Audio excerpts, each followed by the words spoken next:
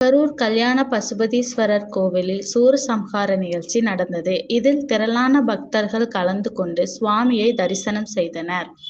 கரூர் கல்யாண பசுபதீஸ்வரர் கோவிலில் சூரசம்ஹார நிகழ்ச்சி இன்று மாலை நடைபெற்றது. இதையொட்டி கோவில் உட்பிரகாரத்தில் நடைபெற்ற நிகழ்ச்சியில் ஆட்டுக்கிடா வாகனத்தில் முருகப்பெருமான் எழுந்தருளியிருந்தார். அவருக்கு பல்வேறு வகையான பூக்களால் சிறப்பு அலங்காரம் செய்யப்பட்டிருந்தது. சூரபத்மன் என்கிற அரசன் தன்னை போரில் யாரும் வெல்ல முடியாது என்ற மனோபாவத்தில் கையில் கேடயம், வாள் உள்ளிட்டவற்றை ஏந்தி எழுந்தருளியிருந்தனர். அப்போது போர்க்களத்தில் மோதிக்கொள்வது போல் முருகப்பெருமான், சூரபத்மனின் பல்லாக்குகள் அங்கு இங்கும் தூக்கி செல்லப்பட்டனர். முடிவில் தர்மமே வெல்லும் என்பதற்கேற்ப அசுரர்களிடமிருந்து மக்களை காப்பாற்றுவதற்காக தனது வேலால் சூரபத்மனின் தலையை முருகப்பெருமான் துண்டித்தார்.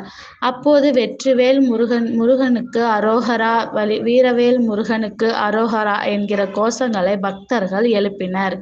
சூரபத்மனை வதம் செய்யும் நிகழ்ச்சி குறித்து பக்தர்களிடம் விளக்கி கூறப்பட்டது. மேலும் கோவிலின் 4 பிரகாரங்களில் பானுகோபன், கஜமுகன், சிங்கமுகம், தர்மகோபன் ஆகியோரை முருகன் வேலால் வதம் செய்யும் நிகழ்ச்சி நடந்து குறிப்பிடத்தக்கது. தொடர்ந்து சாமிக்கு சிறப்பு பூஜைகள் நடந்தது. சூரசம்ஹார நிகழ்ச்சியில் திரளான பக்தர்கள் கலந்து கொண்டு சுவாமி தரிசனம் செய்தனர். நாளை காலை திருக்கல்யாணம் உற்சவம் நடைபெற உள்ளது.